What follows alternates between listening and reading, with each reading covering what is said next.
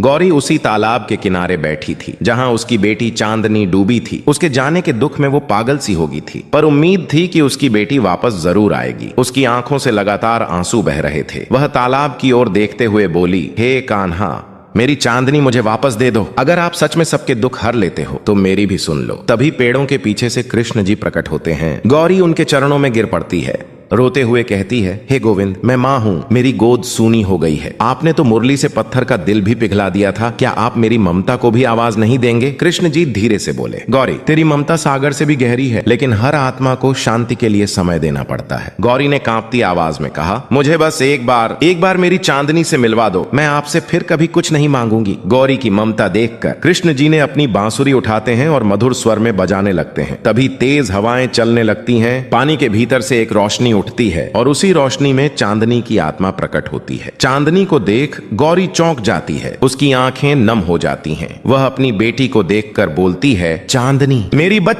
बच्ची वापस आजा, मैं कुछ नहीं कहूंगी तुझे। चांदनी की आत्मा मुस्कुराती है और कहती है, माँ, मैं अब ठीक हूँ, आपकी पुकार ने मुझे शांति दे दी, पर अब मुझे जाना होगा माँ, मैं हर जन्म में तुम्हारी बेटी बनकर आऊंगी माँ। ये सुन गौरी फूट फूट कर रोने लगती है। कृष्ण जी उसके सिर पर हाथ रखते हैं और कहते हैं, मत रो गौरी, तेरा प्यार अमर रहेगा। जब समय सही होगा तेरी चांदनी फिर जन्म लेगी, तेरी गोद में, तेरे ही आंगन में। गौरी फूट फूट कर रोने लगती है। क्या आप देखना चाहते हैं पार्ट 3, जिसमें कैसे माँ की ममता ने चांदनी को जीवित किया? तो कमेंट में पार्ट 3 लिखे और साथ ही अगर कहानी अच्छी लगी हो तो लाइक और चैनल को सब्सक्राइब करना न भूलना।